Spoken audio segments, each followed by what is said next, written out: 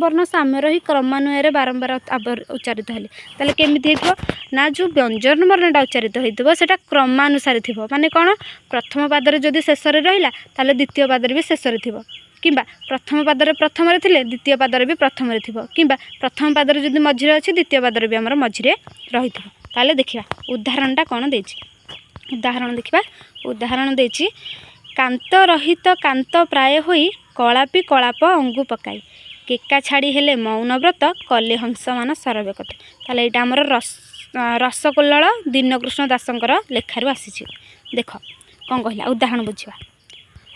कौन कहला उदाहरण रे उदाहरण कहला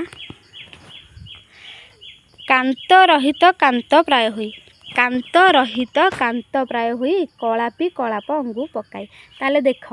एठी जो रहिला हमर कांत कांता एठी कलापी कलाप एटा प्रथम रु सब क क क एगुडा सब उच्चारण हैनि कि देखरे एठी हेजी कांत एटा हला कांत कांता कलापी कलाप एगुडा सब क रु उच्चारण हेजी हां कि नै पुणी एठी क बुझेला ना ताले ए सब जो क उच्चारण हेजी कांत कांता कलापी कलाप एगुडा सब क रु आरंभ हेजी ना ताले ए सब जेहेतु रहिला हमर व्यंजन वर्ण तेणु एटा हमर कोन हेजिबो छेकानुप्रास अलंकार हेजिबो देख एठी भी देछि कला एठारे कांत कांता कलापी कलाप एठी देख एठी कांत कांता कलापी कलाप यही पद गुड़िक हूँ आम व्यंजन वर्ण जेहेतु व्यंजन वर्ण गुड़िक बारंबार आवृत्ति होती तेणु आमर ये कौन हो छेकानुप्रास अलंकार हो देख उदाहरण द्वितीय उदाहरणटा देखा कौन देछि देखी नब कालिका बकालिका मालिका आली कालिका क्रांत स्मरी रक्षा केमंते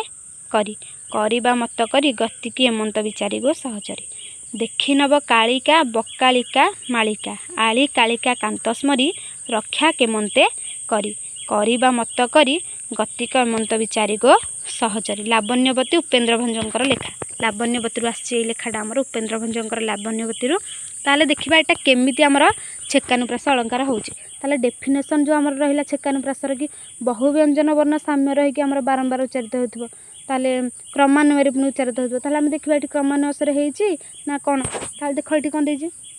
देखी नब कालिका बकालिका मालिका ताले देख आमर जो देइची सबुथरे ए ब क ल ए गुडाक आमर देख केमिति सब उच्चारित हेइची सबुठी आमर ए ब क आउ कोन जो ल एगुड़ाक आमर बारंबार उच्चारित होइनि रे देख देख देख हेजी ना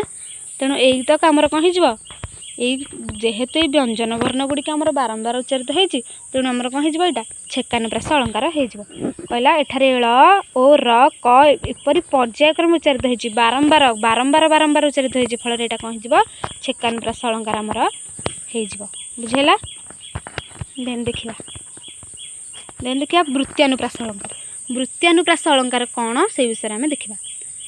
कौन कहला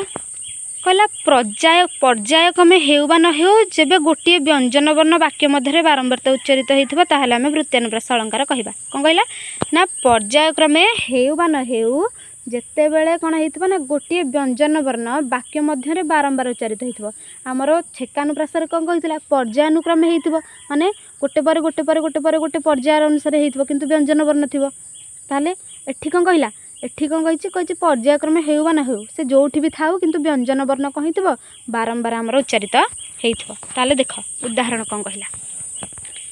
उत्कल कमला विलास दीर्घिका मराल मालिनी नीलांबु चिलिका ताले एटा राधानाथंकर चिलिकारु आसीचे कौन कहला उदाहरण उत्कल कमला विलास दीर्घिका मराल मालिनी नीलांबु चिलिका ताले जो आमे देखिबा कि एई हमर उदाहरणटारे कौ व्यंजन वर्णटा हमर बारंबार उच्चारित होइछि ताले देखि दउथिले तुम माने सब कहि दबरे देख केमती कौन कौन कौन कौन सब उच्चारित होइछि हमर कौन एठी व्यंजन वर्ण रहिला क आउल एथिरे भी रहिला एथिरे भी रहिला एथिरे भी रहिछि ए सबु हमर क आउ ल र उच्चारण होइछि देख प्रथम पादरे क आउ ल र उच्चारण होइछि पुनी द्वितीय पादरे भी ल आ क र उच्चारण होइछि ताले आमे एठी ना पूरा पूरी देखि देखि जानि दबारे न कि क आउ ल एठारे क आउ ल व्यंजन वर्णर बारंबार आवृत्ति होइथिबारु वृत्त्यानुप्रास अलंकार होइछि बुझिहेला द्वितीय उदाहरण देखिबा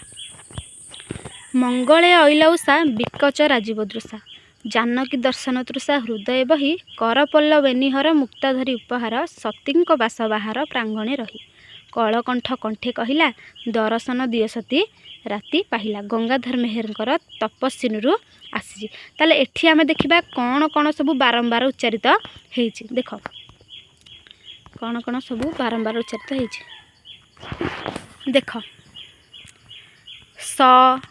ବୁଝିଲା ଏଇ ଆଉ କ'ଣ ହେଇଛି କ ସ ଆଉ କ'ଣ ପ ଆଉ କ'ଣ ଆଉ ଏଇ ବ ଆଉ କ'ଣ ହ ଣ ଏଗୁଡ଼ାକ ସବୁ କ'ଣ ହେଇଛି ଆମର ବାରମ୍ବାର। ଏଇ ଅଣ୍ଠଟା ହେଇଛି ଦେଖ ଏଇ ଅଣ୍ଠ ହ ବୁଝିଲା ନା ଏଇ ସ ଏଗୁଡ଼ା ସବୁ ଆମର କ'ଣ ହେଇଛି ବାରମ୍ବାର ର ଏଗୁଡ଼ାକ ସବୁ ଆମର ଯେହେତୁ ବାରମ୍ବାର ସବୁ ଉଚ୍ଚାରିତ ହେଇଛି ତେଣୁ ଏଗୁଡ଼ା ସବୁ ଆମର ବ୍ୟଞ୍ଜନ ବର୍ଣ୍ଣ ହଁ କି ନାହିଁ ନା ଆମର ସ୍ୱର ବର୍ଣ୍ଣ କିରେ ଏରା କେଉଁ ବର୍ଣ୍ଣ ଏ ଯେଉଁ ହ ର ସ ଏଗୁଡ଼ା ସବୁ ଆମର ସ୍ୱର ବର୍ଣ୍ଣ ନା ବ୍ୟଞ୍ଜନ ବର୍ଣ୍ଣ ବ୍ୟଞ୍ଜନ ବର୍ଣ୍ଣ। ତେଣୁ ଏ ବ୍ୟଞ୍ଜନ ବର୍ଣ୍ଣର ଯେହେତୁ ବାରମ୍ବାର ସବୁ ଉଚ୍ଚାରିତ ହେଇଛି ତେଣୁ ଏଠି ଆମର କ'ଣ ହେଇଯାଇଛି କେଉଁ ଅଳଙ୍କାର ହେଇଯାଇଛି ବୃତ୍ୟାନୁପ୍ରାସ